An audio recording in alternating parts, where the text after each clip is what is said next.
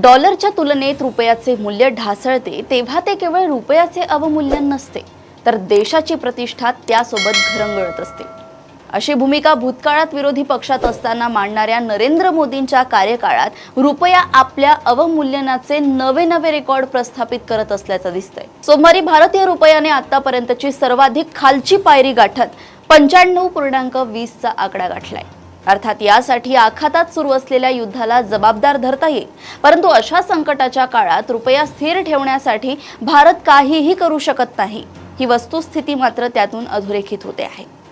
युद्ध तिकडे आखातात सुरू असताना इकडे भारत प्रत्यक्ष युद्धात सहभागी नसतानाही अनेक पातळ्यांवर युद्ध लढत आहे। सर्वसामान्य जनतेसाठी तेल, LPG आणि खताचा पुरवठा पुन्हा एकदा सुरळीत करण्यासाठी भारत सरकार युद्ध पातळीवर काम करत असतानाच रुपयाच्या घसरणीमुळे आता भारतासमोर एक नवे मोठे संकट उभे झाले आहे।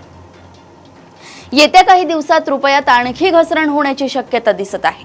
बँकांच्या परकीय चलन व्यवहारांतील मर्यादा कडक करण्याच्या रिझर्व्ह बँकेच्या निर्णयानंतर सुरुवातीला रुपयाचे मूल्य थोडे स्थिर राहिले, परंतु लगेचच बाजारातील घडामोडीमुळे रुपया पुन्हा घरंगळला।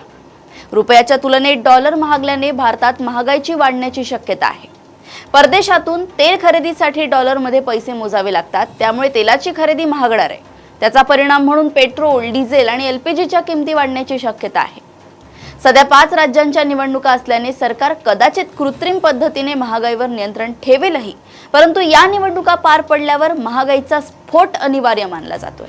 रुपयांची घरंगळ रोखणे आता सरकारच्या हाती राहिले नसल्याचं दिसतंय, त्यामुळे त्याचा परिणाम सोसण्यासाठी सामान्य जनतेला मानसिक आणि आर्थिक दृष्ट्या सज्ज राहावेच लागेल। अशाच घडामोडी व अपडेट सोबत पुन्हा भेटूया देशोन्नती संपादकीयमध्ये। बघत रहा देशोन्नती। नमस्कार।